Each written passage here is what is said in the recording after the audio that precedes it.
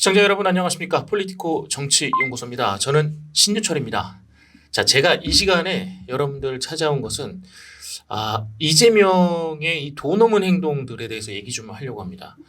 지금 최근에 이화영 전 평화부지사죠. 경기도에 있을 때 이화영의 재판이 지금 계속 진행되고 있는데 이 재판에 있는 자료가 자꾸 빠져나가는 것 같은 그런 뉘앙스들의 기사들이 지금 있습니다.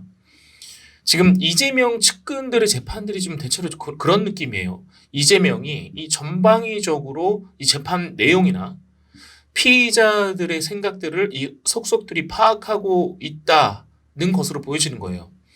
사실 이재명의 변호사가 이 피의자들의 속내를 알기 위한 여러 가지 활동들을 하는 게 지금 처음은 아니죠. 유동규 때도 그랬습니다. 그 의겸 김의겸 선생이 그러지 않았습니까? 유동규의 변호사가 유동규를 만나는 것을 검찰이 막고 있지 않느냐 뭐 이런 식으로 얘기했는데 알고 봤더니 유동규가 자꾸 자기 정보를 빼가니까 변호사를 안 만나려고 했던 거 아니겠습니까? 그때도 결국에는 자기 정보 유출하는 변호사 떨쳐내고 본인이 마음 바꿔서 검찰에 진술하기 시작했던 사례로도 꼽히고 있죠. 지금 당장에 구속돼 있는 사람은 말이죠. 자신의 변호보다 이재명에게 충성하는 그런 모습을 보이는 변호사, 그런 모습을 보면 정말 큰 배신감 들 겁니다. 저는 지금 이화영의 사례도 굉장히 비슷한 형국이다 이렇게 보여집니다.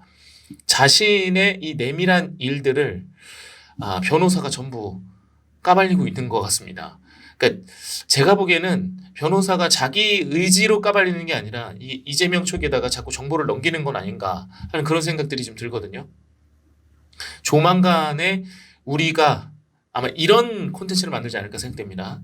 이재명이 주변 관리를 또 못해서 이런 사달이 났다 하면서 이화영을 예시로 한 그런 콘텐츠를 다시 만들지 않을까 생각이 들 정도입니다. 자, 이화영이 이렇게 대우를 받으면 안 그래도 현재 지금 스트레스 받아가지고 입 빠지고 뭐 어떻다고 그러잖아요. 저는 충분히 지금 돌아설 준비가 돼 있는 그 정도의 사태가 아닐까 하는 생각이 듭니다. 그렇게 자꾸 마음이 돌아서 있고 하니까 이재명이 30년 지기 친구 변호사 동원해가지고 계속 만나고 그랬던 거 아닐까 그런 생각이 들 정도거든요. 곧 있으면 이화영도 곧 돌아서서 본격적인 진술을 하지 않을까 하는 생각이 들고 이왕 할 거면 더 망가지기 전에 빨리 본인의 선택을 하시라 라는 제안도 같이 드립니다. 지금 이제 어떤 상황인지부터 좀 설명을 좀 해드릴게요. 최근에 이 민주당이 기자회견을 하나 열었습니다. 김성태가 북에 전달한 그 500만 달러 그거 북한 사업 체결하기 위한 투자금이었어. 그게 아주 명백해. 왜 그러냐면 하면서 보여준 자료가 쌍방울그룹 계열사인 나노스의 투자 유치 보고서 IR 자료입니다. 야, 이거 봐봐. 여기에 계약금 500만 달러 써있지? 이렇게 보여주는 겁니다. 증거 자료로 보여준 거예요. 경기도가 추진하는 스마트팜 자료가 아니라 바로 대북 사업 하려고 김성태가 그냥 보냈던 거야. 그 자기네 사업이지 경기도랑은 상관이 없어. 라고 설득을 하기 위한 자료로 제시한 겁니다. 그런데 여기서 소름이 돋는 건 뭐냐면 그 나노스의 투자유치 보고서라는 거 저게 말이죠. 검찰이 수사하면서 재판부에 수사 자료를 하고 제출한 자료라는 겁니다. 변호인이 그 자료를 볼 수가 있어요. 그러니까 피고 측의 변호인이. 그런데 무단 유출은 불법이거든요. 민주당에서 자료를 가지고 있다는 건 적어도 검찰 쪽에서 건넨 자료는 아닐 거 아닙니까? 그럼 변호인 쪽에서 봤다는 건데 그 자료를 변호인이 건넸다는 것밖에 지금 답이 안 나옵니다. 형사소송법을 보면 열람 등사를 한 피고인 변호인은 그 조서를 다른 목적으로 다른 사람에게 교부 또는 제시를 해선 안 된다라고 이렇게 정해놨습니다. 그러면서 이를 위반하면 1년 이하의 징역 또는 500만 원 이하의 벌금에 처하도록 규정하고 있다. 잘못 사용되어지는 자료 유출이 있으니 이런 것들을 막기 위해서 이미 예전부터 이렇게 법으로 정한 거 아니겠습니까? 그런데 그걸 알면서도 지금 유출을 한 겁니다. 자, 그런데 이재명이 자신의 변호를 위해서 자신의 측근 재판 기록을 가져다 쓴 건 이게 처음이 아닙니다. 이재명의 페이스북에 보면요. 지난달 19일입니다. 3월 19일자 페이스북 글에 재판 증인신문 노취록이라는 글이 올라오게 됐습니다. 이러면서 가짜 뉴스가 생산되고 있다, 뭐 이런 식으로 글을 썼는데 이건 역시도 재판 기록이 불법 유출입니다.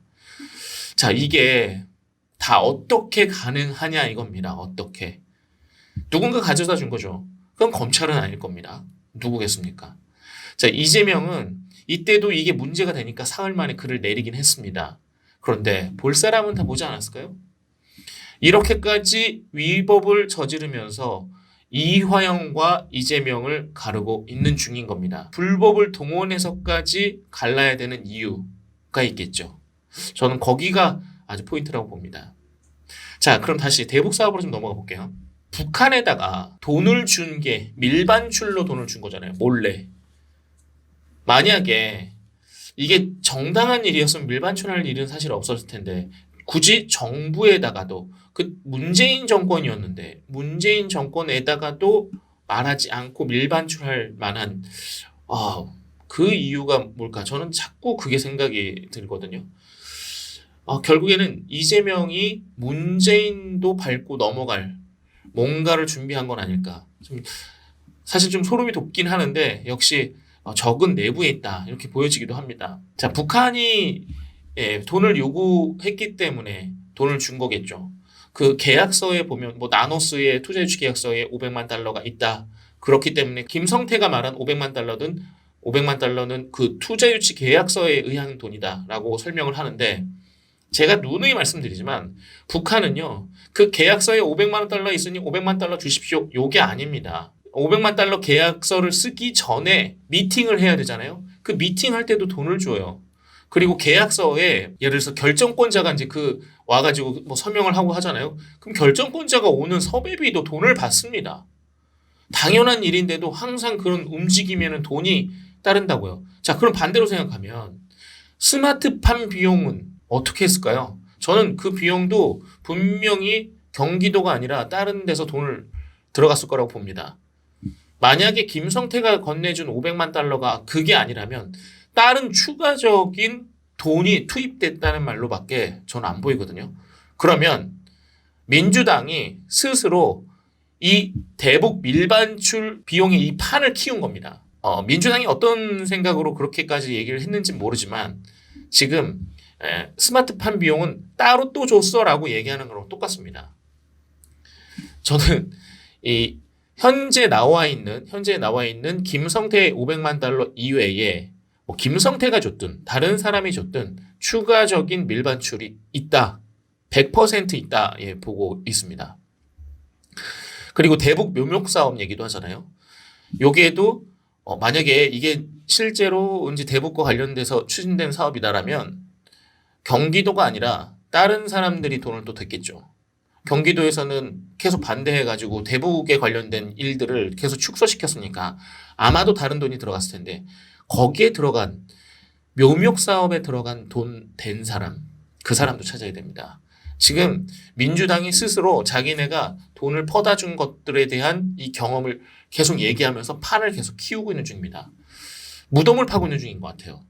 근데 제법 똑똑할 거라고 생각했는데 대북 사업에 대해서 누구나 다 이 정도는 상식적으로 알고 있을 거라고 생각하지 않을까 싶기도 한데 그냥 막 말이 나오는 대로 내뱉고 있는 중인 것 같습니다. 지금 이렇게 생각할 시간이 없다는 것은 굉장히 마음이 급하다는 거죠.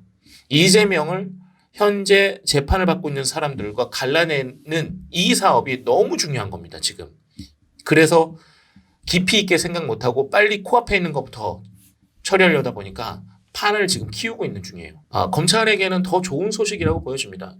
앞으로 이렇게 자료를 몰래 빼나가는 것도 문제시해야 되지만 이 대북 사업에 대해서 민주당이 자기네 무덤을 파고 있는 부분, 이 부분도 명백하게 좀 검찰에서 찾아줬으면 좋겠다. 자, 오늘의 얘기는 이재명의 불법, 도를 넘고 있다라는 얘기로 이 시간 마무리하겠습니다. 고맙습니다.